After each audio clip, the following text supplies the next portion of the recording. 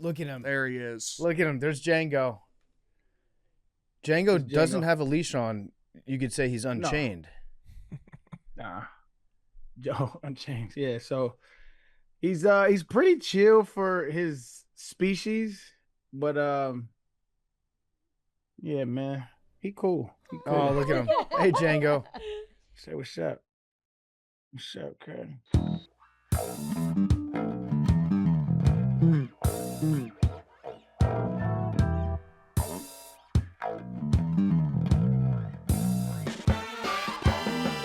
Welcome back to Macrodosing. It is Tuesday. It is it's not November. It's December 2nd.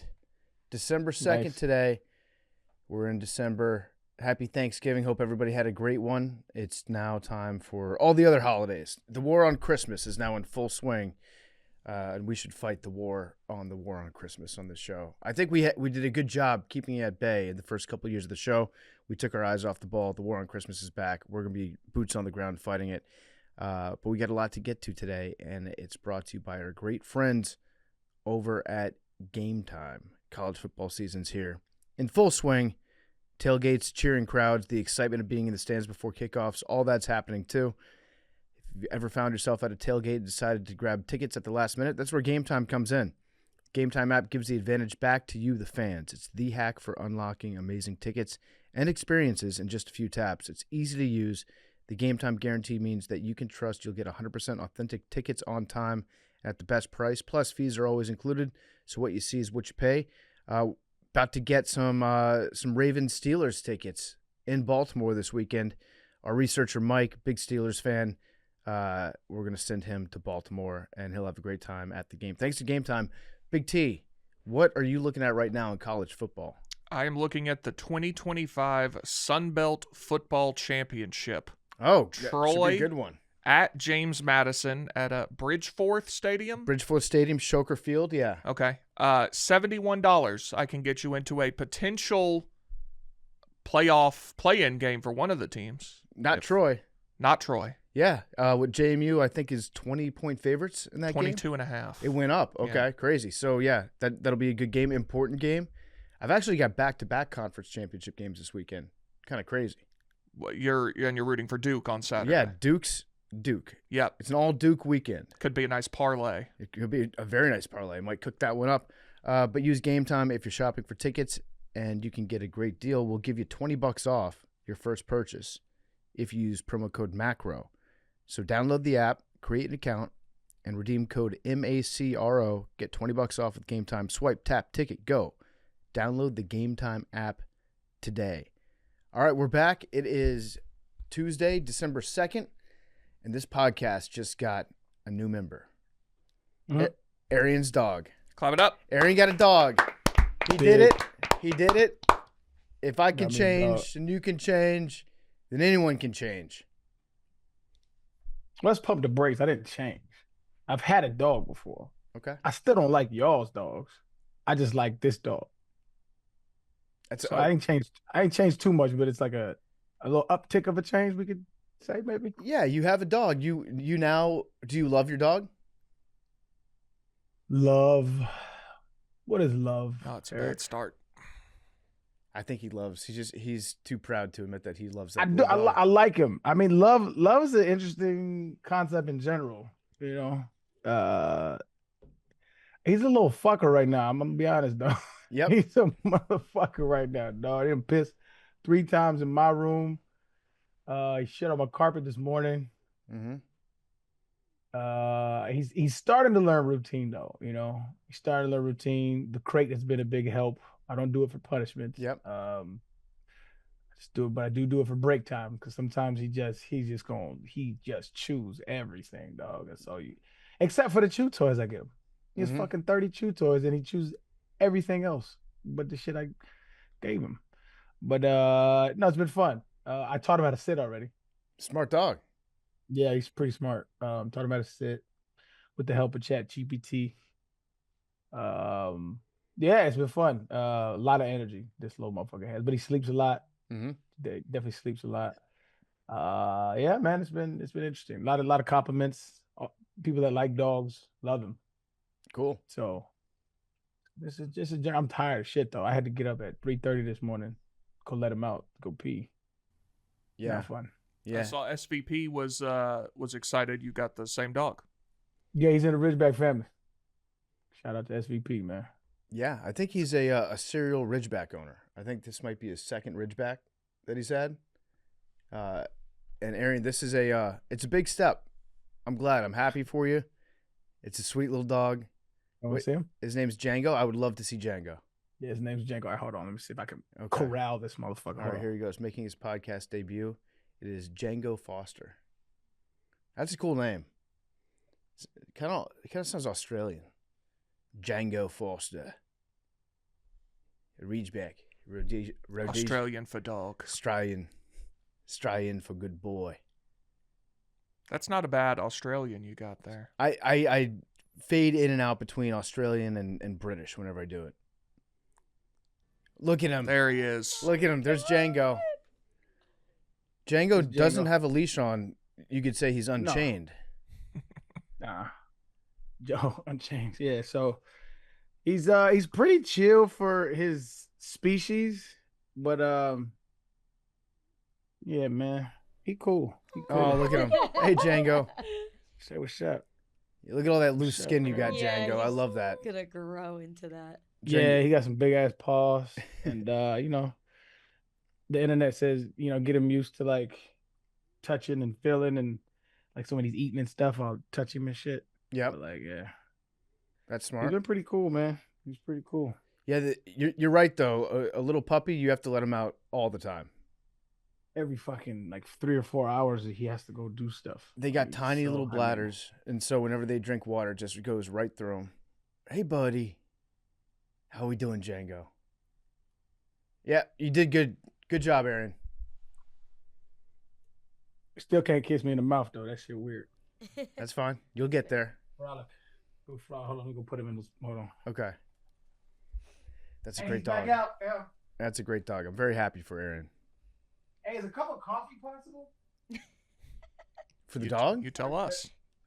No, very bad for the dog. Yeah, don't give your dog coffee. Real quick, while he's gone, and we talked about JMU football, condolences on the departure of Coach Chesney. Bob Chesney, yeah. So the thing is, he's a great coach. I hope that he's going to be able to coach throughout the playoff if JMU makes it. I know the report was that they plan on letting him do that. I think so, yeah. We'll see what happens. But I think he will. I think that at this point, if you're losing a coach to a power conference, all the Group of 5 schools seem to be rather chill about letting their coaches move on, and it's not like a big drama-filled exit. It's Right. like we're friends. We knew that this day was coming.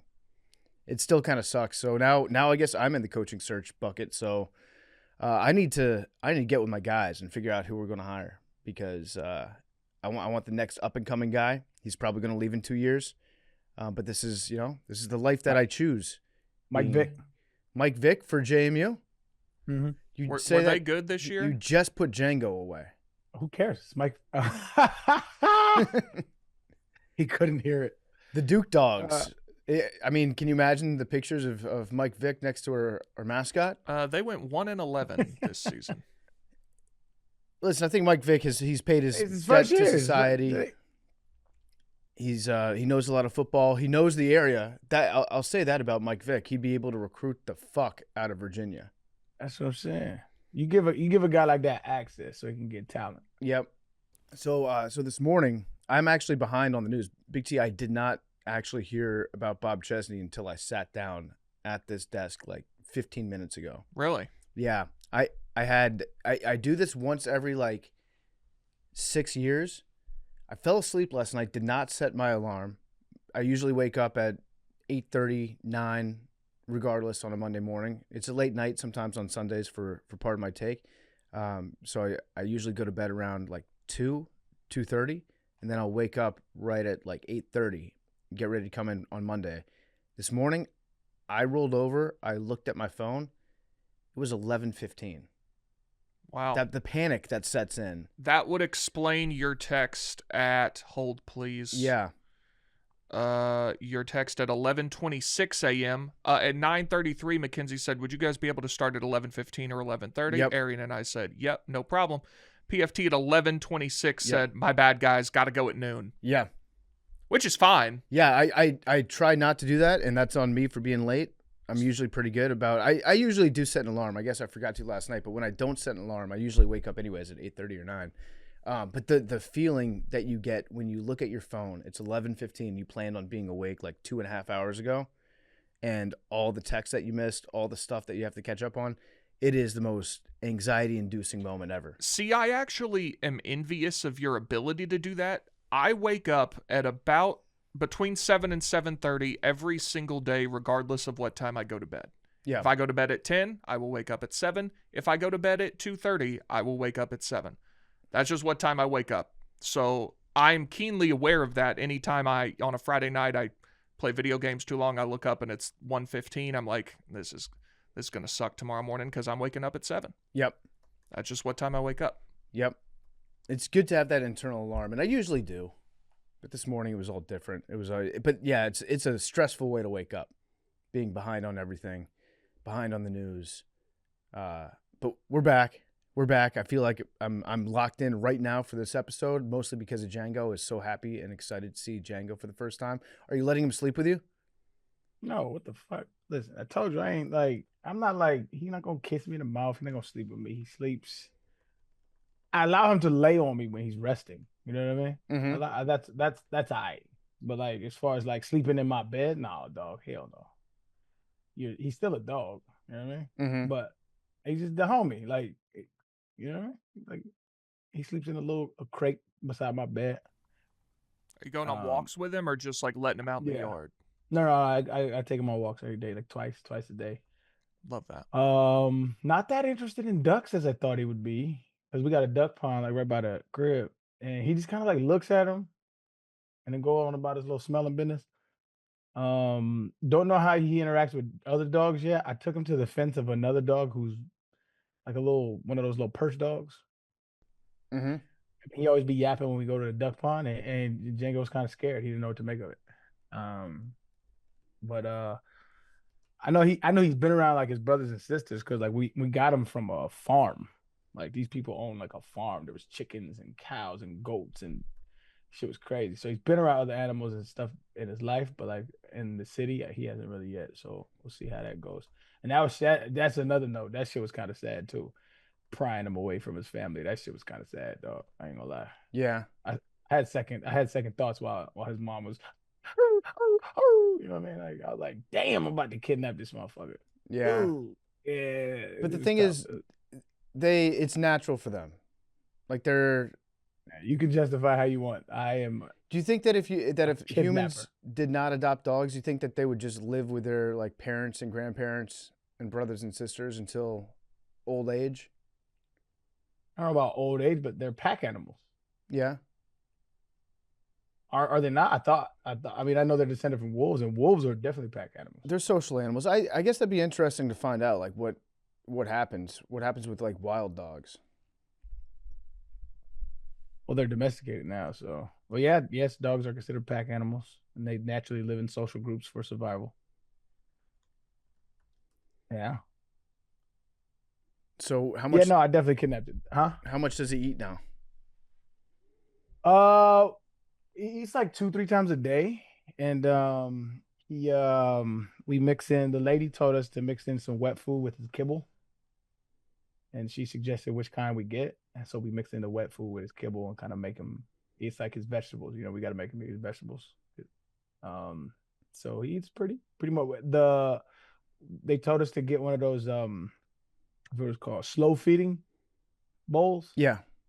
I had no idea what that was, but apparently if his type of breed, if he don't get a slow feeding bowl, he just inhales his food and doesn't really chew it or something. I don't know. So he has to like kind of work for it a little bit in his bowl. So fun times, man. Up early and late. Yep. Cleaning up piss. That's the thing that's pissing me off the most. This little motherfucker be peeing everywhere, dog. And you have to attack it. You got to get a certain chemical to dry it up and to vacuum it. It's a hat. It's like having a child over again. Except at least with a child, you put a diaper on him. You know what I mean? Mm-hmm. I think it's easier to raise like a baby. I think a baby's easier. Yeah, good point. I agree with Arian. I'm serious. I got 5 of them motherfuckers. Babies are like more delicate, but when they're young like that, they'll cry, sure. But I could deal with the crying. The puppy cries. It's just the constant monitoring, and you gonna fuck something up. You're gonna chew something, you're gonna rip something down. And my house isn't puppy proof. So it's like everything is a target for him. Mm-hmm. And with the baby, it's like they start to understand. Well, I don't know. We'll see, man. But as of right now, easier to raise a human. I like that. I appreciate that. I hope that anybody out there that would yell at me for saying something like that heeds Arian's words, because Arian knows. He knows. Wait, is that controversial? No, I say that sometimes just to piss people off. Like, I'll be like, yeah, I got a dog. It's pretty much harder than having a baby. And then A puppy is, for sure. there you go. There you go. No, you do have to let a dog out all the time. You got to make sure that they're not chewing on stuff. It took until Blake was probably, I'd say 9 months old, to let him kind of like be on his own in a room that I wasn't in. Because, yeah, they like to chew. And we have to get you a Hank chew toy. Well, now see, I've seen this joke flying around on me at Twitter so much, but I have no idea. What is the reference? What is a Hank chew toy? No, it's just a great dog toy that we invented at Part of My Take. And so we sold it for Black Friday. It sold out within 5 minutes. And All right, send me one. yeah, we'll get you one as soon as we get. Actually, you know what? I think I have one in the studio. They're sold out right now, but I can package one up and send my personal one to you, Arian. I appreciate that, man. Have Hank sign it. Oh, that's good. Yeah, I'll have Hank I'll rub it on Hank so it'll get some of his scent. And then when your dog meets Hank for the first time, he's gonna be like, "It's my best friend," except he's huge now. Fuck around, yeah. Yeah. Or so by the time but if he ever meets him, then Django gonna be huge too. Yep. He gonna be a big ass dog. I think so. What are they saying? Like 110, 120 pounds? The lady said 120 to 130. Yep. It's a good dog.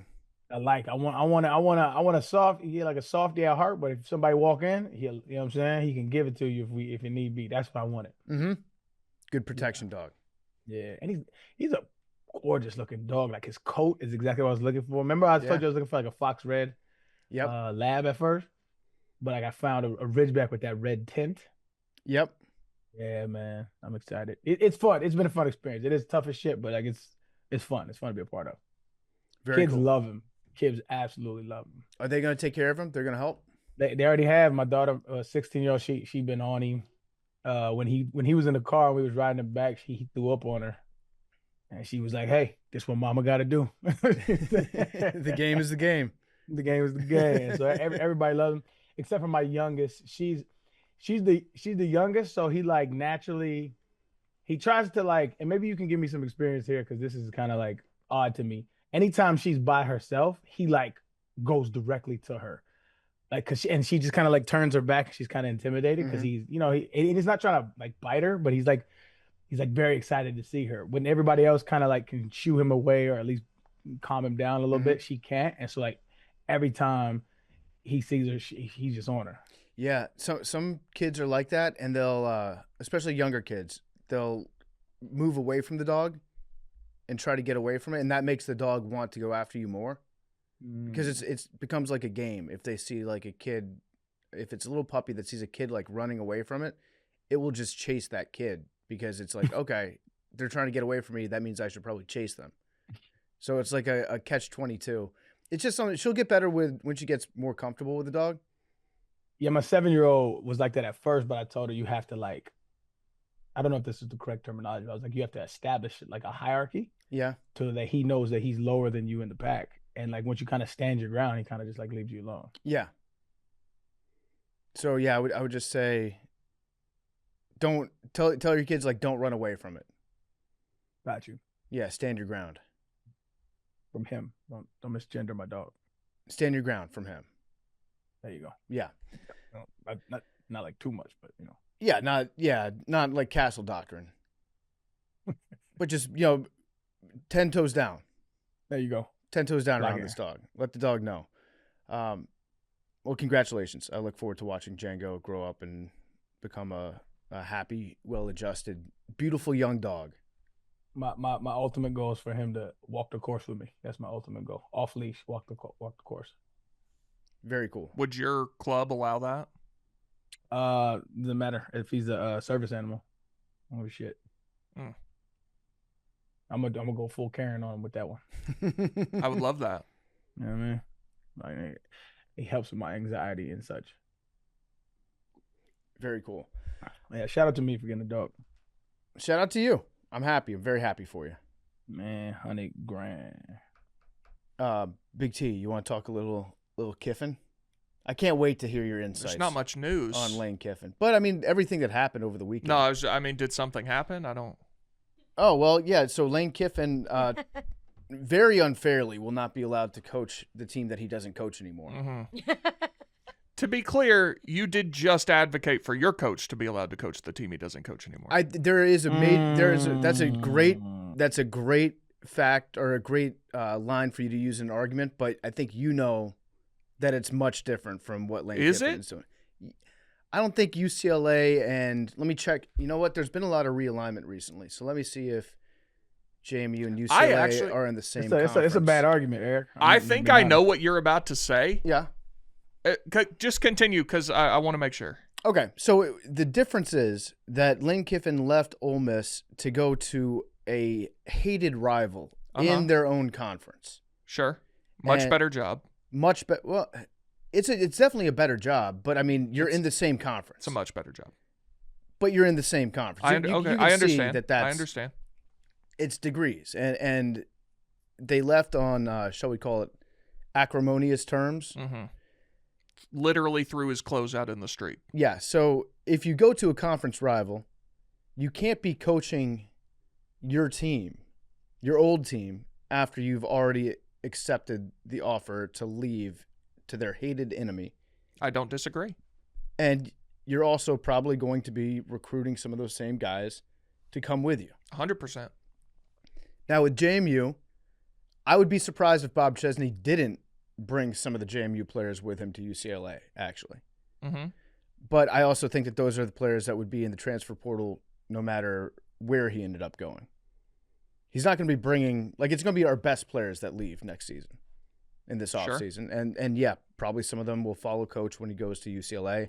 But you can't fault the guy for taking a Power 4 job, a job as prestigious as UCLA football coach, and leaving Harrisonburg, Virginia on his way out. Like I can't blame a guy for taking that job. No, you don't blame him. But I mean, the same circumstances that exist at UCLA as they do at LSU. Like they need a coach. They're hiring you. They're paying you a lot of money. I think that Bob Chesney will still be committed to coaching his best football as JMU has a chance to go to the college football playoff.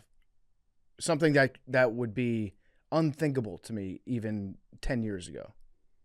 Or 8 years I don't ago. have a problem with it. I'm just saying, everybody's saying there's no way you can allow Lane Kiffin to coach, and I agree. Mm-hmm. But like the same deal should apply to everybody, should it not? Well, in theory, yes, I agree with that. I think that the calendar is all screwed up in college football. Yeah, it's insane. Signing day is, as people are listening to this, tomorrow. Yeah.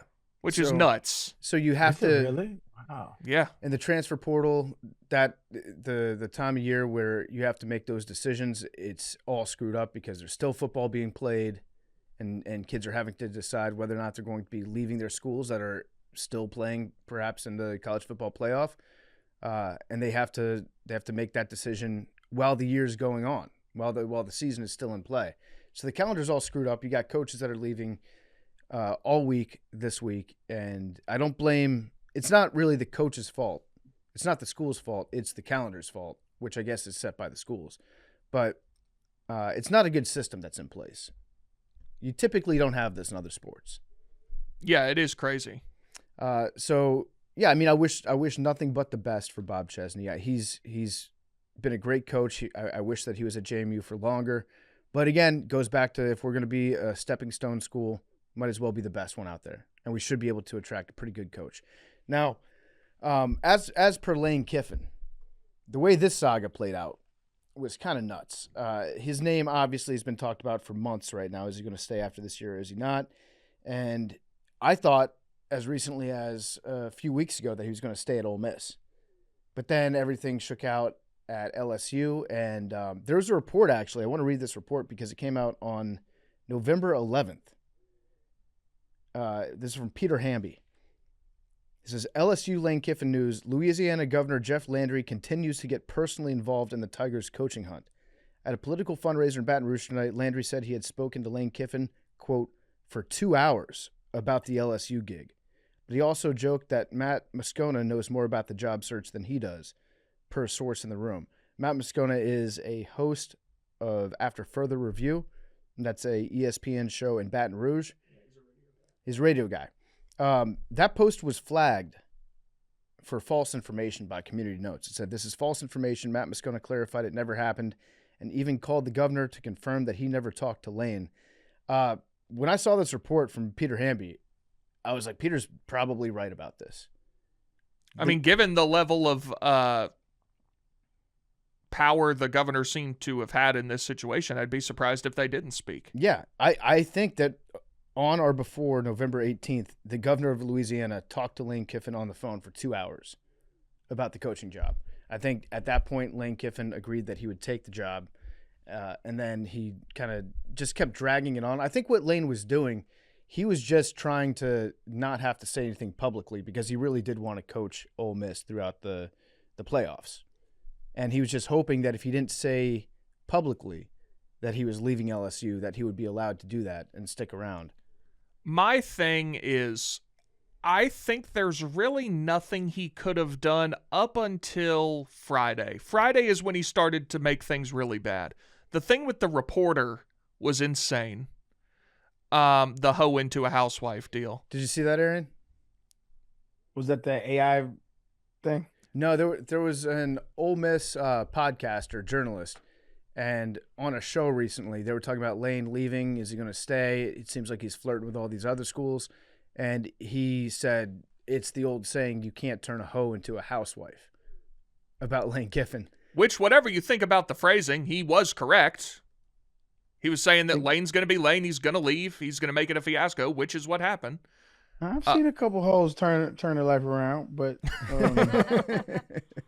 so I don't judge, but it does look to be an accurate depiction of the situation.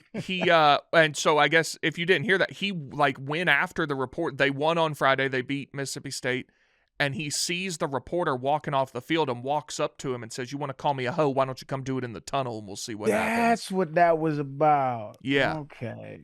So that little white boy called him a hoe? Yeah. So he gets into that thing on Friday, then goes at him again in the post-game press conference. Then Saturday, it starts kind of leaking out hey, something's happening, something's going on. And he keeps dragging it out. Then Saturday, he tweets from his dog's Twitter account, hey, do you think dogs are allowed at the SEC championship? Because they would have made it had Alabama lost. Mm-hmm. And I started to think, because it seemed pretty much inevitable at that point he was going to LSU, and I was like, well, you don't tweet that. Right. If you're leaving. What a weird thing to do. And then he had a meeting at the athletic director's house for hours and hours, and there was a report that he was watching the Iron Bowl at the football facility with Pete Golding, who's the new Ole Miss head coach, and Golding said to him, you should go get your ass out of here and watch that at home. This isn't your office anymore, which I love. But I all of that, before that, I don't really know what he was supposed to do. If he announces he's leaving before the Egg Bowl, he's a traitor. Everyone hates him like they do now. If he was trying to stay and coach the playoff, which I understand why he's not allowed to do that, but if he had up and left the team, they would have said that was bad too. Yep. I think he handled it the last 48 hours very poorly. Yep. But other than that, people were going to hate him regardless. Yeah. If you make this move, you're going to be hated. It sounded like he could have made this announcement after the Egg Bowl. You're right. I think if he comes out Saturday morning and says, guys, I loved my time in Oxford. I've made this decision to leave. I understand I'm going to be, reviled for it here, but I think this is a great opportunity, and what we were able to accomplish here was incredible. People still would have hated him, would have been way better than what happened. Lane My Kiffin. only thing with this is like, it seems to me like he's on like a never-ending chase of like, I don't even know what. That's 'Cause correct. You didn't had prime jobs. You had a Tennessee job. You had the USC job. So to me, it's like, what are you chasing? You know what I mean? Like to me, you have a great situation. You have an SEC school that you have taken and made a real competitor out of. Was it 10-win seasons in a row? To me, if I was a coach, that's what I would dream. I don't even know that I would want like a huge job like an LSU job, because if you don't do what you got to do in the next 3 years, they're gonna get rid of you 100%. anyway. So it's like you take Ole Miss, you make them a competitor, you a staple and you a legend in that place. Is that not what you want? And that's what I don't understand, what he's actually chasing. Like, I would love a reporter to ask him that question. Like, what are you actually chasing? And maybe is he just chasing like a championship? Maybe I don't know. I mean, that could be the case, but it's like to me, that's just me as a competitor. I like to build from the ground up. That's like, if I was I would love to build from the ground up. And to me, that's a prime example of how you could change the conference's future. You could change that school's future, because you have a great solid foundation there. You understand how to pull to work. You can recruit now. Like, what are you chasing, dog? I don't know. I do think, honestly, unless he screws it up in various ways, I think he's probably going to kill it there. Like, I think the resources you have at LSU, I mean, Brian Kelly's the only coach there, this century, that hasn't won a national championship. Recruiting's easier in Louisiana. You automatically get every kid in Louisiana. You can recruit nationally in Texas and Mississippi and everywhere else. Like, I think he's probably going to kill it. But like, this is what I'm saying. I don't know that, because you had that opportunity at Tennessee and you dipped at the first year, right? Was it the first year? It was the first year, right? Yeah, it was only their year. And you go to USC, where that's prime real estate too. So you're prime real estate in a top-notch SEC school and a top-notch at the 10 Pac-10 school, coming off of a dynasty. So you've had those opportunities before, which you squandered. I'm skeptical. The problem, but what I was going to say is, if you stay at Ole Miss and keep doing this, you don't have to win a national title. You don't have to win the SEC. If he just does what he'd been doing, he would have had a statue built in the stadium named after him. Yeah. And it's like, LSU is unquestionably a better job. No question about it. Whatever you want to say, he has made Ole Miss into a great job. It's nowhere near LSU. But like, you had it. They were going to give you $13 million too. Like, yeah. But listen, if he goes there and wins 2 titles, like, nobody's going to say anything. I agree.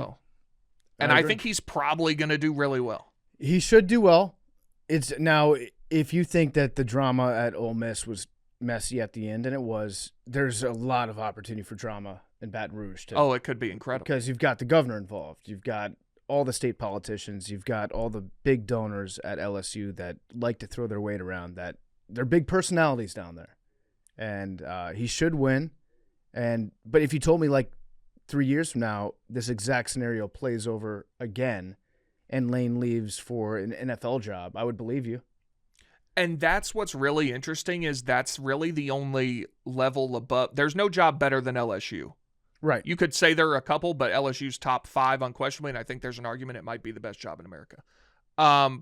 So really the only elevation that's left would be the NFL if he wants to pursue that again. So I'd be very curious, like, because like Arian said, he has been on a constant ascent. It's whether he got fired or moved on, like, he's always been gunning for the next job. Yeah. And now that doesn't really exist. Yeah. The NFL, though, Right. I think that's the next one for him, because it didn't end well with him. Obviously, with the Raiders, Al Davis put together like a slideshow, an overhead projector that he wheeled out. Do you remember that, Big T? Oh, yeah. I don't, but I know of it, yeah. Yeah, Al Davis wheeled out an overhead projector and gave a presentation on why he was firing Lane Kiffin. It's pretty crazy. It was a wild scene. Did not work out for him in the NFL. If things start to go sideways at LSU, yep, that's the next step. If he goes 9-3 next year, they're going to be pissed. They will be pissed. Yeah, I think it's like national championship in the next 4 years. Get to a national championship game in like the next 3. And by the way, LSU plays at Ole Miss and at Tennessee next season, which will be very entertaining to watch. And we still got games going on too. And Ole Miss is going to be in the playoffs. Yeah, we got to figure out. I'm not the first person to say this. We got to figure out this calendar. It's insane. Yeah. The playoff feels like an afterthought. Yeah. Like players are leaving, coaches are leaving. Like your whole point, your whole goal is to get to the playoff, and then you get there and guys are like, hey, I'm leaving for another job. I'm entering the portal. Yeah. Like we got to figure this out. It needs to be maybe like the NFL where if you want a coach who's in the playoff, that's great, but you got to wait until after that's done. And then signing day should be after that as well. Obviously, you don't want teams missing out on signing day because of that. Mm-hmm. Put it back in February. I know everybody thought this December thing was a great deal, but now we play till the end of January, so it's a whole mess. It is a whole mess.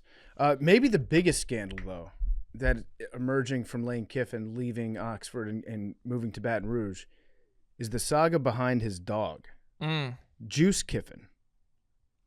Juice Kiffin, the unofficial mascot of Ole Miss, yellow lab. Name. Yeah. Well, Juice might not have ever been his dog, Arian. Juice is staying behind in Oxford. According to the internet, they're saying that Juice was never Lane Kiffin's dog. He's staying in Oxford with his handler, who he has always lived with. It was a PR stunt dog. It was a beard. It was a dog beard. Fake dog. It was a dog that does exist, but it was all dogfished. We got dogfished. Yeah, the relationship was all for show. And so Juice Kiffin is not Lane's dog. He's not going to LSU. He's going to stay in Oxford. That's where he lives. He has a whole family in Oxford that is not Lane Kiffin. And I feel like I've been lied to. If that's true, that's the worst thing Lane has done that's public. I would agree. He left his dog on the tarmac. Damn. You would never, Arian. Fake like I had a dog? Hell, like why? Yeah. Does that win you favor? Like, do y'all like that kind of shit? When people have dogs, you think more highly of them? Well, I don't know. This was a big PR stunt that the university pulled off. I think they lied to us too. It doesn't sway my opinion tremendously, but it does help. If somebody's got a nice golden retriever, I'm like, you know what? That guy's a good guy. What the fuck? Why? Because he had a dog and he had a Twitter account. And it was fun, but now it's fake dogs. So you don't even have a dog. Well, not yet. I almost got a dog like a week ago. There was a very good dog that was on the market. Got a dog. It was a Chihuahua Rat Terrier mix. You know what the fuck? That shit sound like one of them small little things. It's small-ish, yeah. But Lane Kiffin's had some fun tarmac moments now. He's an all-time tarmac guy. Yeah. All-time. Getting flipped off by everybody at the airport yesterday, getting left on the tarmac at USC. Big T, he stayed wanting to be he's a perpetual bad guy. He likes the drama, yeah. But he kind of we need those. Yes. And he kind of loves it. Yeah. Not even kind of. He people does like love it. me. It's perfect for college football. Shout out to Scarface. It's Do you think that? Would you think more highly of Lane Kiffin if when he left Oxford, if he actually took Juice with him, even though Juice was never his dog and never lived with him? That's real I kidnapping. feel like you have to. I would respect that move if he kidnapped his fake dog and he was like, let's make this real, babe. If the dog's name is Juice Kiffin and you move, you got to take the dog. Yeah. Sorry. Or it's a very valuable bargaining chip. Juice Kiffin's Twitter bio is unofficial Ole Miss mascot, only child of Lane Kiffin that can be trusted with a credit card. Previous home at Wild Rose Kennels. Sounds like might still be his home. So the slam on Lane's daughters that's implied in the Twitter bio of his fake dog is kind of wild, isn't it? Have you seen, there's a TikTok of his daughter, she buys something. They're at a mall.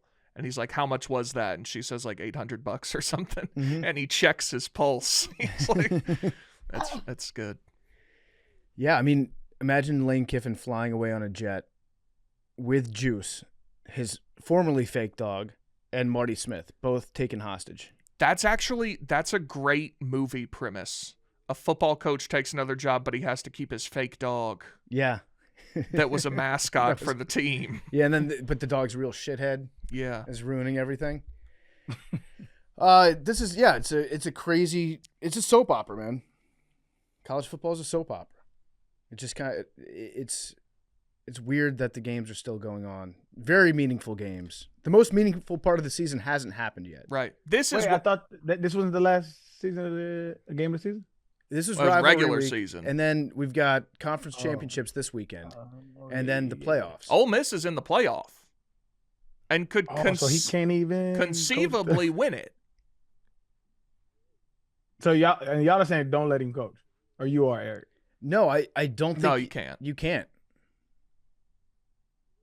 I would say if I'm the a GM or AD, I don't know what it is in college. If I'm the They're both. they should have both, right? I'm leaving it up to the players because I get the loyalty thing. Yeah, you leave it to somebody, but like we grinded for this season, and if we have an opportunity to win this thing, hey man, let's finish what we started. Kiffin claimed the players wanted him to coach. It seems like that's probably not true. But that's what I'm saying. As the GM or AD, whatever, I go to him. Hold a players only meeting, no coaches involved. Like, let's put it to a vote. Y'all want him? Y'all want to finish what y'all started, or y'all want to do an interim? Because if you do an interim head coach, unless there's somebody else, like, so a lot of times coaches are like just the face, and they're not actually involved. I don't think that's the case with Kiffin, but sometimes there's like a coach who is as involved as the head coach, and is as probably a little bit more liked as well. So sometimes those interim coaches could be like, hey, we now our real guys at the helm. That could be the case. But just hold the players only me and say, yo, y'all want to finish what you started? Because you still got a chance to win this motherfucker. So they didn't even name Pete Golding the interim. He's the new permanent head coach. They just went ahead. Their coaching search lasted 2 hours. Really? And he was their defensive coordinator and who the players seem to love.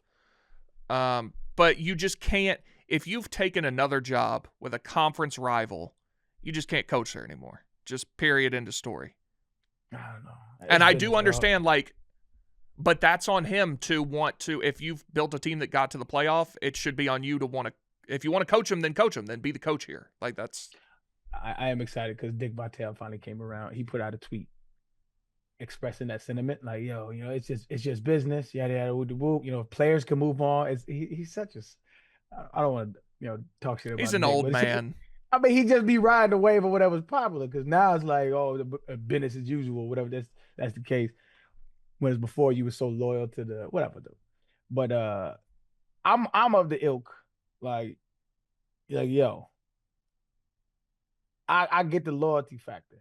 I get it. But that there is a point to that. After the season, I'm pretty sure there's gonna be people that are transferring into the transfer portal.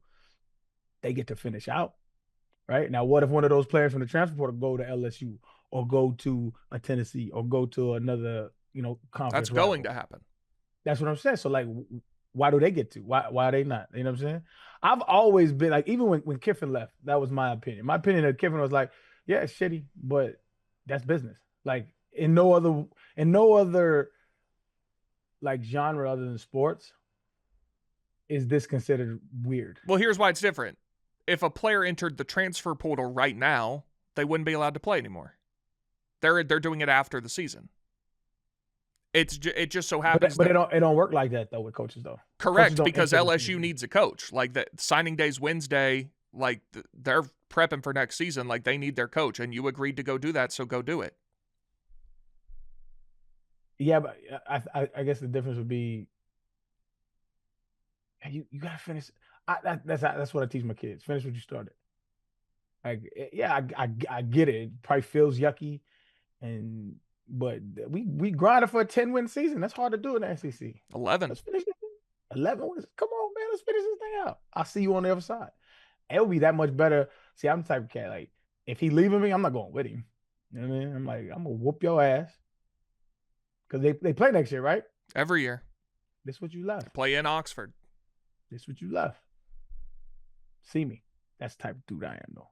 This is why, though, anytime someone tries to give me any sort of argument of why the NFL is better than college football, there's just no argument that can exist in my mind, because this is a coach who allegedly had a fake dog. Yep.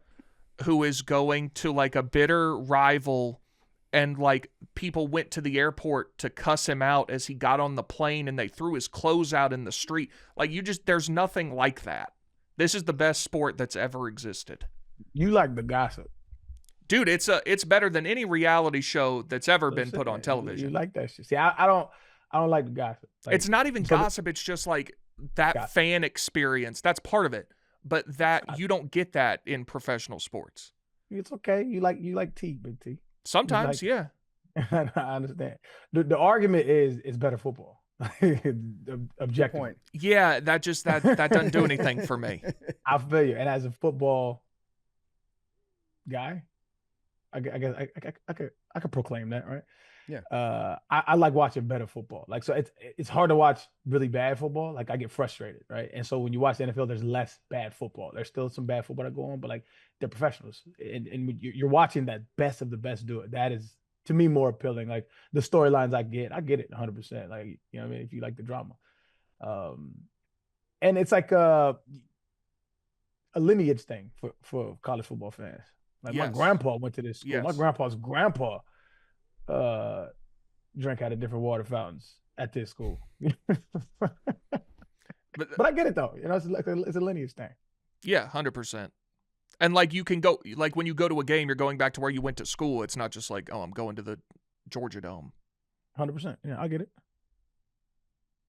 I might not be going back for a while, but you get to do that. You do. All right, a lot of drama. I've been thinking a bit more about who I want as my next head coach. We got a good defensive coordinator. I don't know if he's going to go to UCLA. He probably will. But he was a defense coordinator at Alabama. I think he was at Wisconsin for a little bit. Who's that? Maybe hire from within. Hitchler. I'm not familiar with his work. He's a very good defensive coach. I don't know if we're going to hire from within. You know what's crazy? So Bob Chesney, he coached at Holy Cross. That's Bill Simmons' school. Yep. So he's Bill Simmons' guy. Then he moved to JMU. He's my guy. Now he's at UCLA. He's leveling up throughout the sports podcasting ecosystem to now where he's Liam Blutman's guy. Right. Maybe he just likes the clout. Who knows?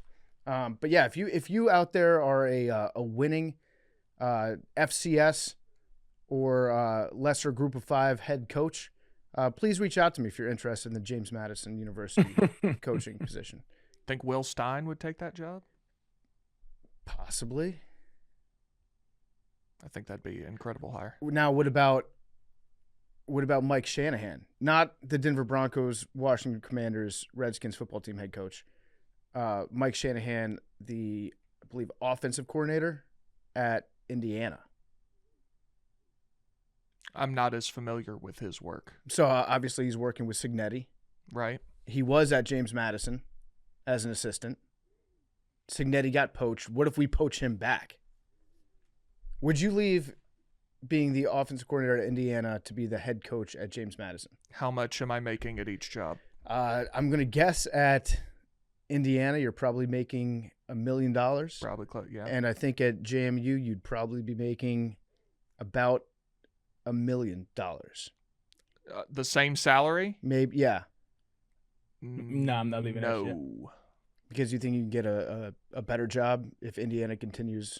Yeah, will and do that, you're not opening yourself up to the scrutiny of being ahead. Like, you take that risk and that leap because you're going to make a lot more money. Right. He's making $800,000 a year. I think we'd probably be able to give him a raise. I think we could probably get him up to, let's say, 1.1 mil. I think you need to double that. Cost of living in Harrisonburg, pretty good.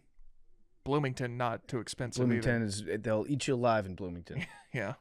Might as well be in Manhattan. I think rent just hit $1,000 there. It's getting tough. Yeah, it is tough. What else we got in the news today? I don't know, dude. I was there wasn't a ton. You see this Apple show that's getting canceled because they plagiarized the whole thing? What show? It was called The Hunt, and it was a French show that was, I think, getting ready to come out like in the next week or two. And Apple TV has pulled upcoming French thriller The Hunt from its December slate, and now we know why. Creator and director Cedric Anguerre has been accused of ripping off the series story from the 1973 novel Shoot by Douglas Fairbairn, which previously was adapted into the 1976 film Shoot. And I read the synopsi of both, and they're exactly the same. They're the same story. Exactly the same. So you're allowed to take like general ideas.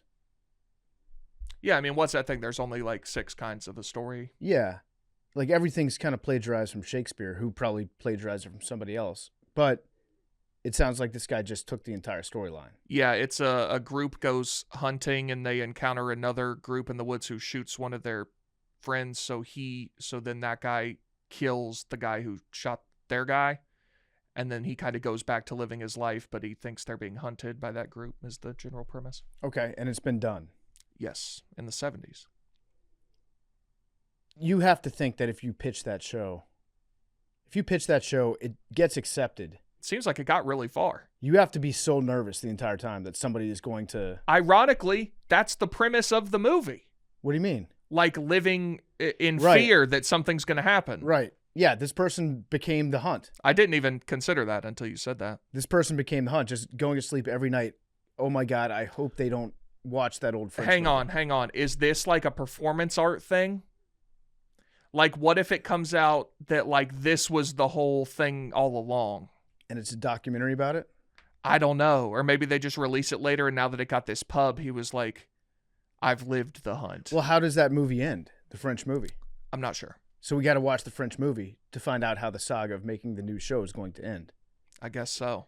This also might just be like when that one person was saying that Kanye was doing some legendary French performance art. Right. And this was all going to come out and he's a genius. Hey, You never know. He was just nuts. it was a hell of a theory though. It was a great theory. The Wolves. I think hear me out. I think that still may have been the case, but Kanye just lost the plot and went and took it too far. I do, because what I don't have an answer for is there was a dude in Kanye's circle that was like tweeting all of the stuff Yeah. that he was going to do. So he was like calling all the shots and it was like all part of the plan. And then, bam, I'm a Nazi. I think he was just like, oh, okay, well, you took it too far, fam. It's like Andy Kaufman getting lost in the bit to the point where you don't know what side's up. Could be the case. But so I was looking at there. Do you know the Lion King was kind of a ripoff? Of Hamlet. No. Kimba, the White Lion. Okay. Kimba the White Lion was made. It was a Japanese anime in like 1965. And so there's a bunch of like different similarities from Kimba the White Lion and the Lion King. I mean, and Kimba the White Lion is about Simba, or if you marry the storylines, Simba is Kimba. So like they even inject the name. That was a very lazy job renaming the main character. Yeah, it's pretty bad. Here I pulled up some of the similarities. Kimba, whose lion cub whose father is king of the jungle. Simba, lion cub, is Mufasa, who's king of the Pride Lands. Their fathers die, inheriting the kingdom. And their sons eventually grow into the role of the king. There's a villainous lion with a scar and a dark mane. There's a wise baboon mentor, Rafiki. The other one's name was Buzara. There's a bird advisor. Hyena. The hyenas were henchmen.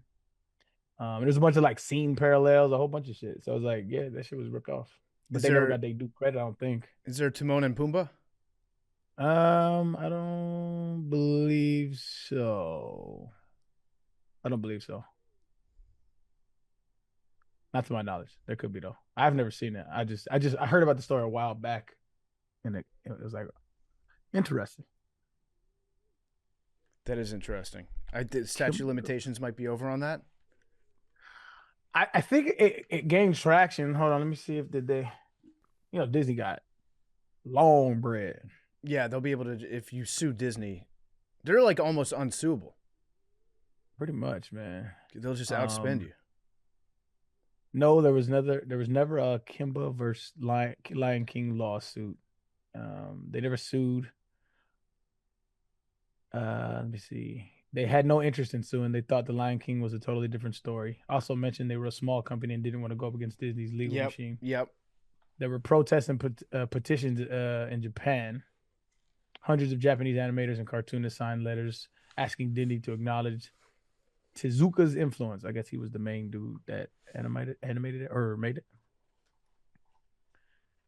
Some American lawyers apparently encouraged Tezuka's side to sue, but they declined. So that was basically saying, Disney too big. Big T, I have one more question for you about the Lane Kiffin saga. Mm-hmm. Have you seen the various internet accounts that are replying with the same message? I have.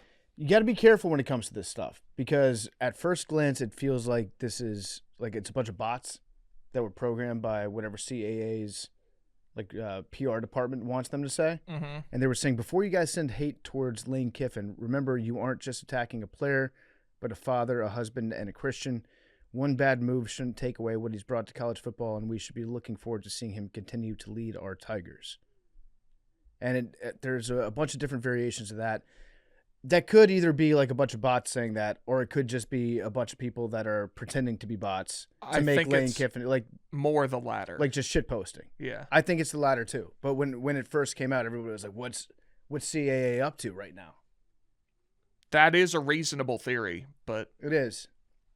Yeah, I think it's probably people messing around. I think it's just shit posting. Yeah. What else we got to get into today? Everybody have a good Thanksgiving. You guys eat enough turkey? We've officially axed turkey as a family. Really?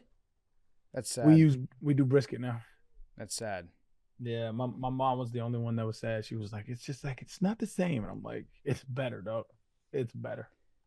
Deep fried turkey is the way to go. I had an assembly line of fried turkeys at my house on Thanksgiving.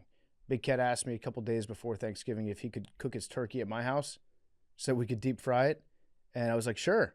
I told Donnie that Big Cat was doing that, and Donnie was like, hey, if you have an opening, can I come over and cook my turkey too? And so we just had the porch going with the burner, the deep fryer. Donnie fried his turkey. Big Cat fried his turkey. We sat, had a couple beers, watched football while the turkeys were cooking. Dope. And then I fried my turkey. It was fun. It was a good time. I like frying turkeys. They turn out so good. They're so juicy. They're crispy. Good Thanksgiving overall. Love that. My mom, not Thanksgiving Day, but the day after, my mom paid for a karaoke DJ. So the whole family and then a couple of her neighbors were over, and we karaoke'd. Shit was kind of lit. That's cool. Yeah, what's your go-to? I went to they were picking songs. We were picking songs for each other. So, my baby mom's was with us, and she chose Shy, If I Ever Fall in Love for me. Mm-hmm. Killed that shit, by the way, dog. Killed that shit. And then I did Wonderwall's my go-to. And then we all did Neon Moon.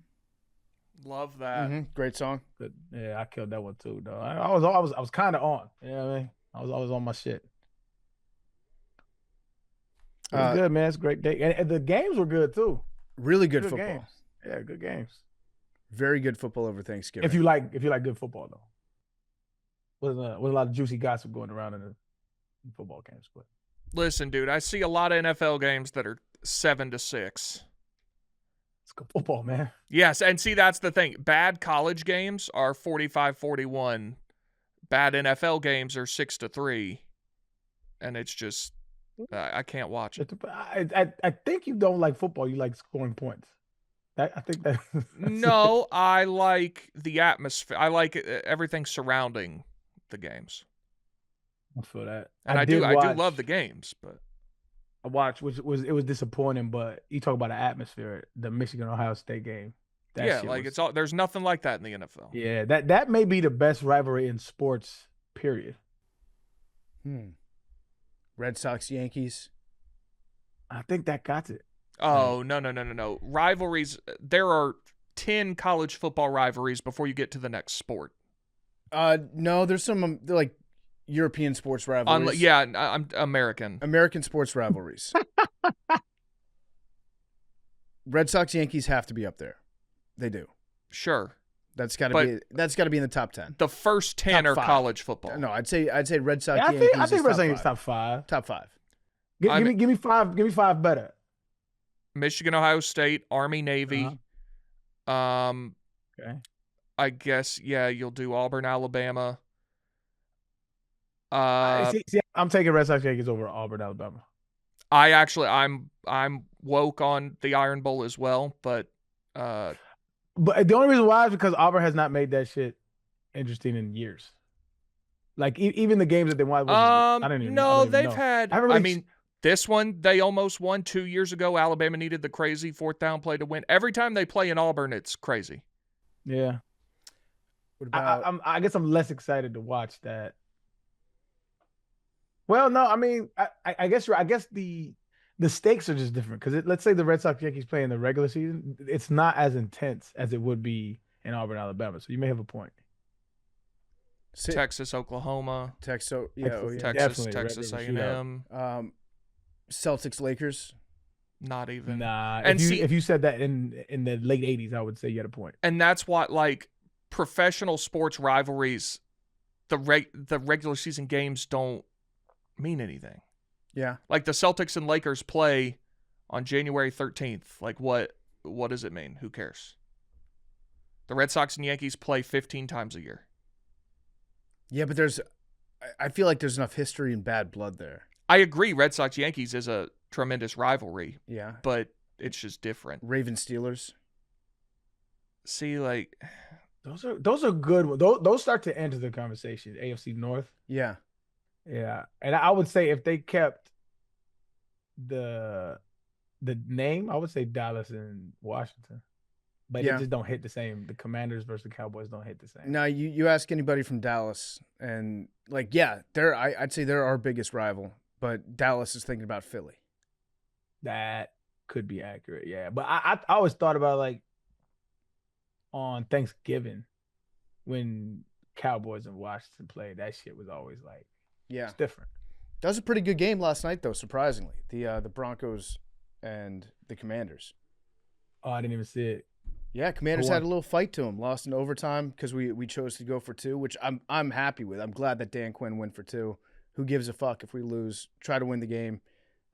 Mariota played pretty good for an old guy. He makes some weird decisions sometimes. But damn, Mariota is considered old. He is. He looks old out there too. Like he tries to out-athlete everybody, and he's lost a couple steps, lost a little bit of that contact balance, and so he made a couple mistakes. But yeah, the Commanders, I'm happy to see that they're not an easy win anymore. Oh, USC Notre Dame. Yeah, that's a good one. A lot of history. Yeah. Did we discuss on this show how that rivalry came to be? Or was that somewhere else? I don't think so.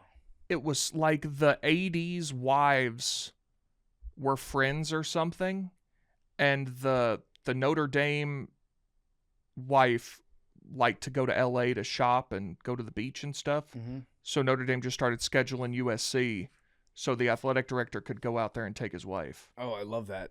And that's how they started playing. I love that. Good for them. I would say that in NFL rivalries, there was a time in the early 2010s that Seattle, San Francisco had that same like Ravens Steelers type feel to it. When that was a good one. You had Harbaugh with the Niners, and you had Pete Carroll with the Seahawks, and you had some crazy atmospheres up in Seattle for some of those games. That felt like it was like bad intentions. That's the one thing as a sports ball player, I never really took part in like any real big like rivalry like that. Yeah, I mean with the Texans, who would it be? The Jaguars? Nobody. The Colts? Nah, we didn't have there was no rivalry with the Texans. Nah. I guess Tennessee. You don't feel that. You know what I mean? Yeah. Like, that's what I'm saying. Like I guess technically Tennessee Alabama is a rivalry, but it was never felt like that.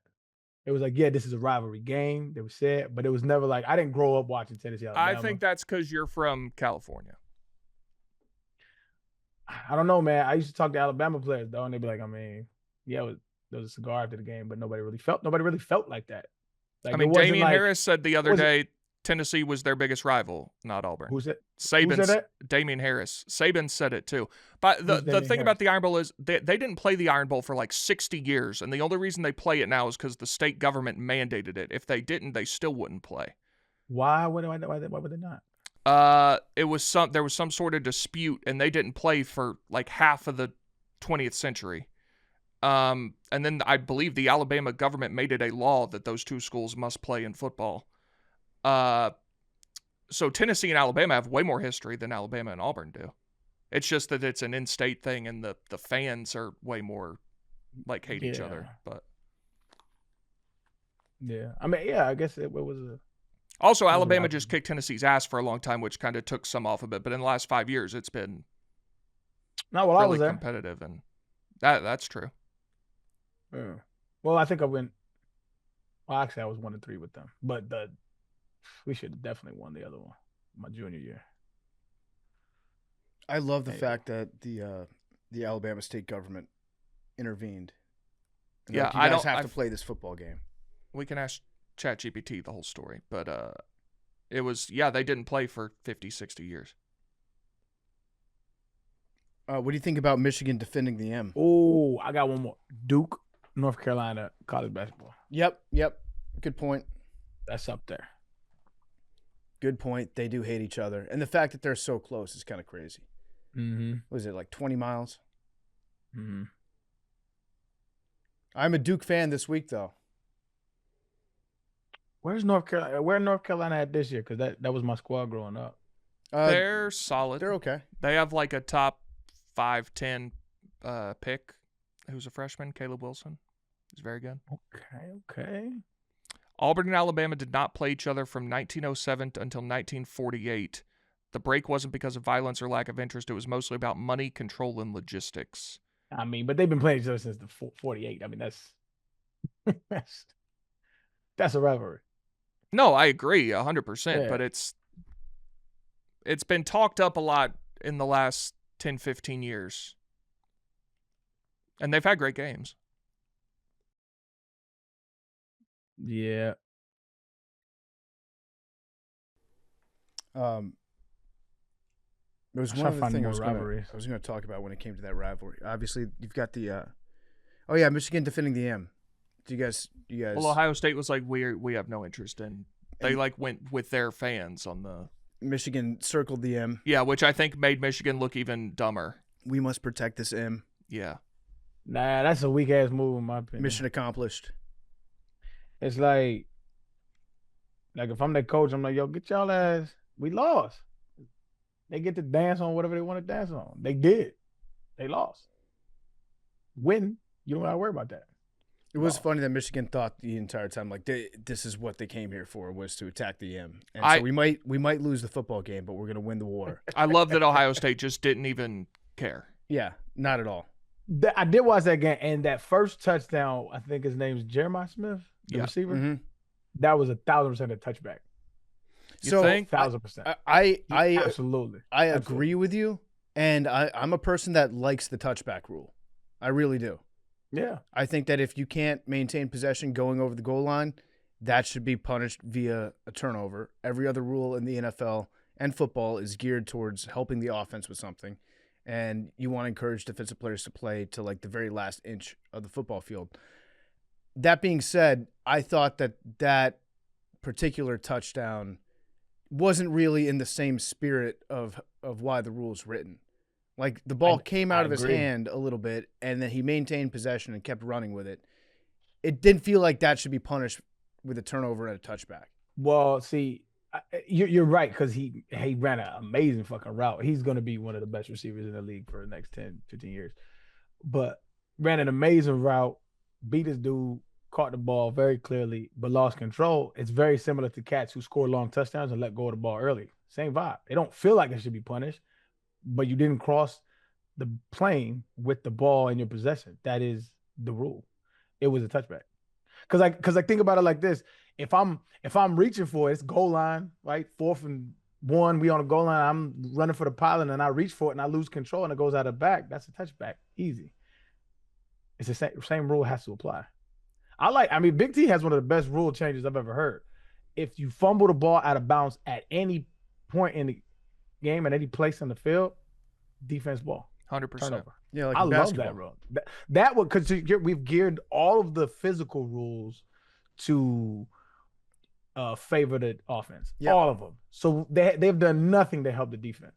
Zero. That would absolutely help the defense and help balance it out a little bit more. So at least if you fuck up, you get penalized. I love that rule.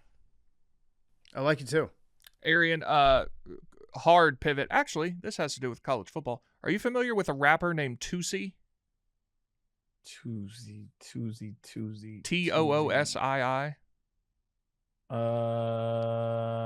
I've never heard of this guy. He has 1.4 million followers on Twitter, though. No. He is committed to play football at Syracuse. Is this kid like 17? It says he's 25 years old. What? There might be another Toosii. Toosii. Correct.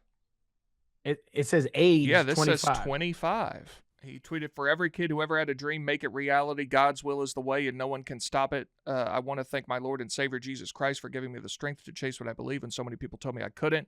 Thank you to the people who supported me as well. It never goes unnoticed. To be born in Syracuse and moved to North Carolina at 12, and haven't been back since. When Coach Fran called, I knew it was a sign from God. With that said, Q's, I'm coming home." And he has pictures like at a recruit photo shoot. Yeah. What? I like his name. And then Rivals tweeted, breaking famous rapper Toosii, Najor Granger, has committed to Syracuse. He's best known for hit songs like Favorite Song. I'm confused. Oh, yeah, no. 25-year-old rapper Najor Toosii Granger commits to play football at Syracuse. What does this mean? I'm so confused, dog. Is this real? We're gonna see more of that, like teen this feels like influencers some kind of like that end up signing deals or committing to be scholarship athletes at places.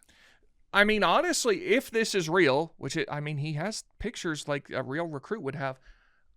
Kind of brilliant by Syracuse, like, hey, Toosii's on our team. Yeah. Come here. Yeah, no, that helps. That helps the visibility of the program. Helps you in terms of. Yeah, you just get more people paying attention to you. Granger played high school football at Rollsville High in Raleigh. His 2015 highlights can be found here. So he's on full athletic scholarship to play. I guess so. What the fuck is this, yo? Let me see how many listens this guy has on Spotify. 3.9 million monthly listeners. So yeah, this guy's famous. Yeah, he's legit. What do you, I feel like he's going to be a target for defenses, though. Like, all these kids are going to want to light up Toosii. They're going to want to smoke him. They're going to want to just let him know that they're there. He's not going to play, right? This can't be real. I refuse to be scammed by this headline. It looks like it. I mean, Rivals put it out. I think it's real. Here's a picture of Fran Brown with him. I think it's real, chat. I think it's real, too. I don't know, man. I don't know what to say. Well. Like, there's no way you're a 25-year-old rapper and you're like, I'm going to go enroll at Syracuse. I guess. Because you have to at least pretend to go to class. I know everything's online now. At Syracuse, probably, yeah, you'd have to. I don't feel like they'll just let you skate. So he's what, 25 now? 25 years old. What if he's nasty? What if he's really good? That'd be sick. I have a feeling that Toosii will probably be looking to transfer at some point. Oh, hell no. I just saw a route. I'm watching his 2015 tape. Nah, okay. He can't play? He looks like a very average athlete. Like, if he ain't a rapper, he's not getting no D1 scholarship. No. Syracuse? Nah, bro, they are terrible. Maybe he's just trying to get a degree. He got hands, but nah, okay. I think he's realizing that a degree is the most valuable thing you can have. This rocks. I hope more rappers do this. I got to listen to some of his songs. You know who was a good basketball player was Master P. I thought you were gonna say 2 Chainz. 2 Chainz too, yeah. I think he played at like Alabama State or Alabama A&M. Yeah, I think Master P was on the Raptors like G League squad for a little bit. Really? Yeah. 2 Chainz played at Alabama State from 95 to 97. 2.8 points a game. Let's go, backing people down. Today's episode is brought to you by our great friends over at DraftKings Sportsbook. One touchdown can change everything. The crowd, the momentum, the game itself, it never gets old. You can feel that same rush with DraftKings Sportsbook, an official sports betting partner of the NFL. Every touchdown could bring you closer to cashing in. With DraftKings, all the action's in your hands. First touchdown, anytime touchdown, live bets, every play, every snap, every game matters. Missouri listeners, listen up. DraftKings Sportsbook is now live in the Show Me State. Here's the best part. New customers bet just $5. If your bet wins, you'll get $200 in bonus bets instantly. When your team hits the end zone, you could hit the payout. Download DraftKings Sportsbook app. Use code MACRO. That's code MACRO. Bet $5. Get $200 in bonus bets if your bet wins. In partnership with DraftKings, the crown is yours at DraftKings. Today's episode is also brought to you by Stella Blue. Stella Blue and their new cans. I've got one right here. I drank one this morning. Espresso Cafe Mocha. It's the cold brew in a can, Colombian coffee with protein in it. It is delicious. I have just about one every day. I like the espresso sweet cream. This morning I switched it up, had some Cafe Mocha. The canned lattes, they're more than just great coffee. It's about giving back. You'll enjoy the delicious taste of Stella Blue coffee. And again, the Cafe Mocha, I'm glad that I branched out this morning because it was very tasty. Find yours now. They're in stores. They're at StellaBlueCoffee.com. StellaBlueCoffee.com. Try the new cans today. Fuel your holiday season. Taste the difference and make a difference with Stella Blue Coffee. Do we have any voicemails today? Let's rip some voicemails. Hey guys, James from New Jersey here. Shout out to the Macrodosing crew. You guys are doing a phenomenal job lately. Well, as always, I should say. Quick question for the group. If you guys had to pick each other's walkout music, what would it be? Someone's talking smack on Tennessee. Glass breaks. That's gotta be Big T! What do we got? What do we got? So walkout music. So we're picking for the other people? Yeah, I think you have to pick for each other. Yeah. Oh, okay. I mean, obviously, for Arian, I am picking Favorite Song by Toosii. That's a good one. Bulls on Parade, just to bring Arian back. That's some assholes. Arian could have his own music as his walkout. Yeah. That's true. Talk that shit, Mac. Knock, knock. Yeah. Oh, my little baby's bringing me out. What's the one? The watermelon sunrise? Yeah, that's a good one. I feel like That's got over 1 million on Spotify. yeah. Nice. Neon Moon for Big T. I'm just thinking about Neon Moon now. One of my favorite songs. It doesn't get you jacked, though. Yeah, it doesn't. I got for PFT. I'm doing Enter the Sandman. Into the Sandman. Okay. Oh, I would do Freebird. I thought you were going to do Welcome to Atlanta when you first started. That would be an interesting choice. Big Parties don't T. stop I'm till doing Rocky Top for Big T. Love that. No, I mean, I might do Welcome to Atlanta for Big T, too. Shout out Jermaine Dupri. And for y'all, just any Taylor Swift song, I'll do like a little roller, spin the wheel Taylor Swift song. Yeah, take your pick. Yeah. Is there one in particular you guys would want? Take your pick. I mean, yeah, I don't want to narrow it down. Do you have one? I'd want like a funny one, like just like Love Story. Like, makes no sense. Yeah, This I would. is actually a thing. Get the crowd I going. was just joking. Spin the wheel. Every Taylor Swift song as of May 2024. And it'll pick one for me. Let's spin that shit. Yeah. Spin that shit. And it landed on Today Was a Fairy Tale. Oh, that's cute. That's cute. All right. And for Mac, let's go with, I can't believe they have this. King of My Heart. Oh, that's a good one. All right. Good. Those are How two many good songs does she have total? About like 200, like 20 ish. Here, I can't believe they have a random Taylor Swift song generator. I can. 270 ish. Wow. I think maybe one of the best intro songs in any sport is Firestarter by Prodigy. You know that song? I do, but Arian doesn't. Wow, wow, wow, wow. Wow, wow, wow, wow, wow. Yeah. Firestarter. It's like an electronic song. That shit fucked me up because I was like, I thought you said Prodigy. I'm like, Prodigy? Like, ain't no such things as halfway crook. So I'm thinking that Prodigy. This is by The Prodigy. The Prodigy, yeah. They also did Smack My Bitch Up. Mm. That was a more controversial song by Prodigy. I can't imagine why. But Firestarter, I feel like there have been a lot of good closers. Yeah, I mean, you can't really go wrong with Inner Sandman. I'll take that one. Enter Sandman. Let's see. Big T. You listen to country. They don't really make pump up music like that. There's Shaboozin? one. It's a song called "Loud and Heavy." Let me just. I feel like Garth Brooks has a couple bangers that you could use for that too. like. Rodeo. Okay. Rodeo would be a good one. The Thunder Rolls. And the Thunder. Oh, I sung that shit too. Karaoke night. Thunder Rolls is a great song. Garth Brooks, he just kind of like lives above the music industry. Yeah. He like doesn't have to do shit. His songs aren't on Spotify. He's like, I'll put out an album every 5 years, available only in Walmart. People buy it.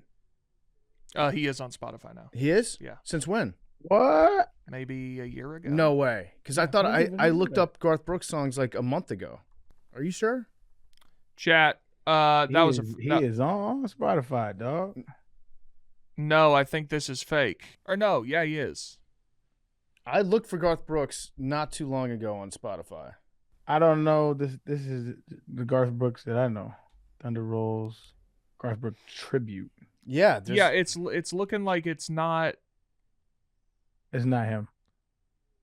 Yeah, I don't think it's the real one. I think he's got a couple features on Spotify.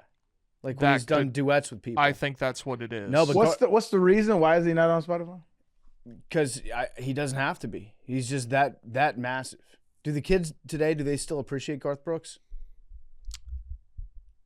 Kids, it's hard to say because I'm 28, but I think people my age do. Yeah, when I was growing up, Garth Brooks was country music. He was like by far and away the biggest star. I mean, in he's country still music. selling out football stadiums. And he'll continue to do so. But I don't think he has to like play by the same rules that everybody else plays by the recording industry. It's pretty crazy. I do think though, if you're not on Spotify, like, and you're 18 years old, that's the only way you consume music. That's how you find out about new music. Yeah. Yeah, like. So it will be interesting in 20 years or so, like. But yeah, I think most people my age still mess with Garth. Respect to Garth. He's got a lot of bangers. All right, another voicemail. Hey, this is Chuck from Charlestown. My question is a little loaded, but jumping into it, I have a hypothetical scenario. So Big T is running for president against Arian. And Big T and Arian, you have to outline 3 domestic policy initiatives you will be running on and why. For example, Trump was immigration, border security, trade, economy, and nationalism, and then trade cuts. Lastly, would love Mad Dog, CFT, and Mackenzie to ask a few questions to poke holes in those policies. Long-time listener, Macrodosing, and part of my take, it's funny enough, I've probably listened to Eric the most of anyone in my life the past several years. I don't know if that's a good or bad thing, but love you all. Stay handsome, stay beautiful. Thanks. Shout out to that guy. Thank you for listening. So basically, they're like, Big T, just go to war against me and Arian. Can we do that on Wednesday? Can we take 2 days to Yeah. outline what we want to do, and because I think that's a great question. I just want to take time Put to that do it. fucking presidential music behind our campaign speeches. I'm with it. So let's do that for Thursday's show. Okay. I'm okay with that. And we'll each come with 3, and we can do a miniature debate. So that sounds good. Let's do it. Let's have at it. That was a great fucking call. Good prompt. Good prompt from that guy. Good thought exercise. Okay. What's up, Macrodosing? This is Joe from New Jersey. I have a question for everybody, but Big T specifically. So I grew up in a pretty small town in New Jersey with a crazy football fan base. And we were pretty good at football. I played football all 4 years. But recently I moved with my wife and small children to our rival high school town. My kids aren't high school age yet, but they are starting to play sports. And also for context, I am friends with the football coach of our old high school, which is now where I live's rival. And I played our rival in a state championship and lost, so I have some feelings myself for them. But I wanted to know, do I have to immediately become a fan of my rival high school where I live now? Or can I get away rooting for my original high school until my kids are in high school age? I'd love to have some answers. Stay in. Thanks. That's a tough predicament. So, paraphrase it for me. It was a little choppy on my end.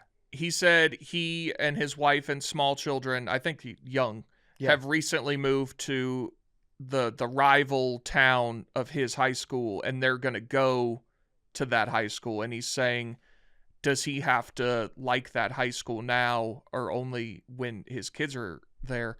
What reason would there be for it now? I don't. Yeah, so I actually lived this. This is a interesting question. This was my life growing up. My mom was a teacher at a high school, and then we lived in a neighborhood where I would grow up going to the rival school, even though she worked at the other one. Growing up, it was South Lakes High School. That's where my mom taught. South Lakes, when I was just a tiny little kid, they had this really good basketball player there, and his name was Grant Hill. And he played when my mom was a teacher there. My parents used to take me to all the South Lakes High School games growing up. I was like a diehard South Lakes basketball fan. Because I grew up watching Grant Hill.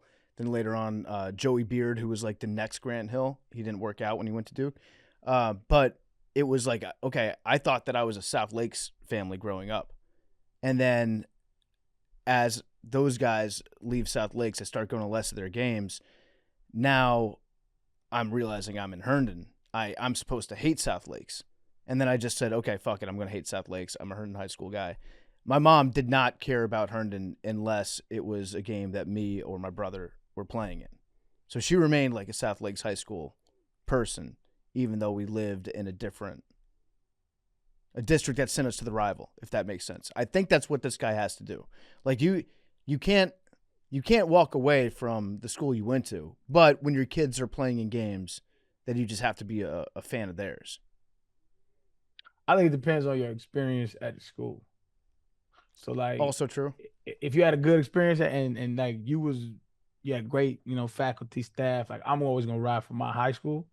Like I love my people that changed my life, Shout out to Mr. Gusto, Dennis Pugh. Those people changed my life at Mission Bay. It helped me, propelled me to, give me the stepping stone to everything I wanted to do in my life. Fuck that shit. Fuck them kids. I'll root for you in every game that you got. But when you play the Bay, I'm going with my squad. I'll be decked out in my high school gear while my kids play against their rivals. I'll be rooting for my kids though, for sure. But that'd be a fun little family rivalry though. That's the kind of shit that makes family stuff fun.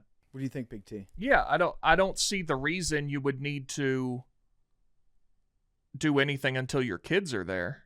Yeah. And then at that point you join the quarterback club and you get the little the parent hat. You get the ribbon. Yeah, just make sure everything you wear says like parent on it or has your kid's number or whatever. Yeah, it has to be about your kid. Yeah. I don't think you can be walking around just supporting the school in general. Right. On a random like Tuesday afternoon. Yeah. But yeah, I think that's totally fair. But yeah, if your kids are in third grade, like unless you're just dying to go to high school football games, which I do understand, it's something I love to do. Yeah, what's the update on Downers Grove? We lost in the semifinals to Brother Rice. It wasn't particularly close. Damn it. But that's a great season for the boys. Shame we didn't make it all the way, but next year, I think we graduate a lot of talent though. But that's Downers Grove. They just reload. Yeah, we don't rebuild. We don't rebuild. We reload. Yeah. Yeah. That's it. There's no rebuilding. So next season, looking forward to it. I'm going to now. The problem is, Tennessee has a basketball commit who goes to a high school like down the street from here, Mm-hmm. and I'm looking to go to those games. So I feel like my basketball high school might be this school, might be different. I don't know that you can do that. Homie hopping? Yeah. But I'm not. Arian, No. I'm with Listen, you, I'm not a with you. fan of the school. I just want to watch Marquise Clark. Yeah. I don't care about the team. Just go watch him. You can't switch. That's what I'm saying though. I'm not like I won't care about this school once he's gone. Gotcha. I just want him to do well. Gotcha. You can go appreciate the player, watch the player. Yeah, that's all I care about. Okay, but you can't be a fan of two different high schools and different sports. I agree. If you have you're a man that has absolutely zero ties to either. Well, I've made some inroads with the parental community at Downers Grove. Okay. All right, that's fair. Yeah. And then come baseball season, Jim Tomey's son is committed to Tennessee, and he goes to a school around here. So you're gonna have like 3 different schools you root for. Well, high schools again, those that you root for in different sports. Those are just temporary, as long as those kids. It's transactional. I just want to watch the future stars of UT play. It's like the appeal of minor league baseball. Tomorrow's stars today. Okay, you're such a diehard I'm scouting Tennessee fan that you're going to go to the games and support the future Volunteers. Correct. Okay, but you can't find yourself rooting for those. No, teams. never. I would never buy merch of those schools. I've got 5 DGN hoodies. Are you telling me that you would not buy Jim Tomey's son's high school jersey? I mean, if he becomes really good at UT, that'd be kind of sick to have. It'd be pretty sick. But they're to not have. selling jerseys. Make your own. We'll see. But think of what a sick jersey. I think you wait till that kid's in the majors, and then a Tomei Tennessee jersey would go crazy. Yeah, it would. I have a Todd Helton Tennessee jersey. Every time I wear it, people love it. Because of the internet, is that still a thing where, like growing up, you would hear, and probably not as prevalent, but you would hear about somebody who was bombing in the city, right? And then you go watch their games, and the gyms would be packed. Like, is that still a thing? Because yes, but it's not the same. Yeah, because I because I like my kids have never really done that. Like, they don't go to like other schools and go watch other people play. And I'm like, they don't really care like that because they just be scrolling on their phones. And it's like you don't really get the same feel when so and so is playing so and so, and they meet up. And the gym is packed and you can't get in and standing room only like that. I grew up, that was the shit. It's not the same. I remember all my family, a lot of them went to Georgia Tech. They're all Georgia Tech fans. And I remember when Derek Favors was in high school and he was like 5-star, top 5 player in the country. And he had committed to Georgia Tech and he was from Atlanta. And they're like, we got to go watch this kid. Like he's going to be like a star at Georgia Tech. And we went and watched one of his high school games, and that was still a thing. That was maybe 2008 or 9. But now with the internet, like about high school kids in California, like it's a different thing. I remember I missed the early internet where you heard about cats like on Rivals.com or something like that, right? Where it's like, hey, there's a 4-star recruit out in Sacramento. And he hard, like, you know what I'm saying? And then you see where the visits he went, but it's like there's no rankings like that. Well, I guess there was rankings, but it just wasn't as big as far as like the social media around it. And then now cats is like these recruiter visits be killing me, dog. These dudes be taking full photo shoots and shit. It should be killing me. I was with one of my boys at Georgia Tech. Maybe I told the story on this podcast, but I was with one of my boys at Georgia Tech who coaches for him. And we walking around. He's like, he said, pull up on him. And he's like, I'm hosting a couple of recruits. So I'm just kind of like walking around and shit. And he's like, well, we'll meet them later. They're going upstairs on top of one of the roofs. I'm like, what are they going on the roof for? He's like, they're taking a photo shoot. I'm like, what? He's like, yeah, that's what they do now, bro. They do photo shoots. And all of them doing all this shit. This is a different time, man. It's a very different time than when I was coming up. They actually made it an NCAA rule that you can only do photo shoots on official visits now because all the schools got so sick of doing them like every single weekend. Yeah, and they should just cut that shit out. No photo, like for what? Kids love it. Because the university has to pay a photographer. I guess it's good for the photographer or whatever, but it's a lot, dog. It's a lot. The equipment man got to give you all the size. I bet he's sick of that shit too. That's why they made it to where you can only do it on officials. That's true. Shout out to my dog Chicken Hawk at the University of Tennessee. The school's invested a lot of money in those cameras that spin around you.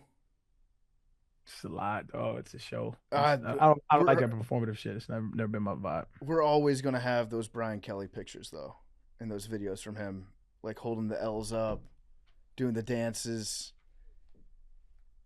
You think Brian Kelly's gonna get his name? Hasn't been out there. He got too much money and he's old. I think he's done. Right off in the sunset. That's what I would do. He's in his 60s, I think. Yeah, but he's also a psycho. A ton of money. A guy like that, that guy's not built for retirement. Yeah, but he's also an asshole, which doesn't help you get hired. He'd probably still be the coach at LSU if he wasn't an asshole. Correct. His wife is going to be like, hey, asshole, you got to get out of the house. Yeah. Get a job. Come on, man. JMU. JMU. Listen, if Brian Kelly becomes the... Would you rather have Brian Kelly or the current head coach at South Dakota State? Don't even know what his name is. I'm just saying. South Dakota State, they're a respectable program. I think they're really good. Yeah. Him. South Dakota State. Brian Kelly's he's not going to take a job like that seriously. That's actually too good of an FCS program that I picked because you wouldn't leave South Dakota State for JMU, I don't think. Maybe you would. I think you would. Division I. Listen, JMU, there's a good chance that they become an ACC school in the next 10 years. That'd be great. 5 to 10, I'll say. Sunbelt needs to keep up. Former JMU guy Jalen Carey is serving a very needed role on Tennessee's basketball roster right now. Love that. He's our enforcer. I love that we're serving needed roles. Yeah, he's not like the best basketball player I've ever seen, but he's an intimidator, and I like it. Well, our best player from last year is like Villanova's best shooter now. Really? Yeah. JMU's a great incubator. It is. Yeah. I'll agree with that. I would like to step up from being an incubator into being just a cradle. It's like, the like co-working spaces where in Austin or Atlanta or wherever they build these little tech startup hubs where they'll give you like some office space. Yeah. And then like big companies come out of there. That's what JMU is. Yeah. What is that? A Y Combinator? That was the one in Silicon Valley for a long time. Oh, really? Yeah. I've heard the name of that. I just don't know what that is. Yeah. Listen, I'd like at some point for JMU to just kind of be their own thing and be a destination, not a stop. Well, you get to the ACC, and that's when that happens. On the journey. And, this is kind of, you gotta deal with where you are in life right now, and that's where we're at right now. But I'm kind of excited to get into the coaching search. I wish that there'd be some more big names out there. But now it's just about like finding people that other people tell me are smart coaches. Right. Like you got to find the next guy. That's why I'm less interested, even if it is like, okay, Coach O, John Gruden, big names like that. While they'd be fun to have in Harrisonburg, it's really about finding who the next like 30 to 40-year-old young head coach that wants to get hired by a Power 5 school or Power 4 school, and have them stop at JMU for a few years. I did think that Cignetti he might retire, but I thought he was going to be a Duke Dog lifer, but that didn't happen. All right. Anything else we want to get into today? I don't think so. Big week this week. Nothing really gets done around offices in America between Thanksgiving and Christmas and New Year's. Once Thanksgiving hits, the year's over as far as I'm concerned. Yeah, just leave that out of office reply on. Because now we got 3 weeks until Christmas, so I mean, and then after Christmas, we're off completely, but most people just kind of go phone it in. Yep. All right, well, we will see you guys on Thursday. Happy 2026. Happy 2026. Love you guys.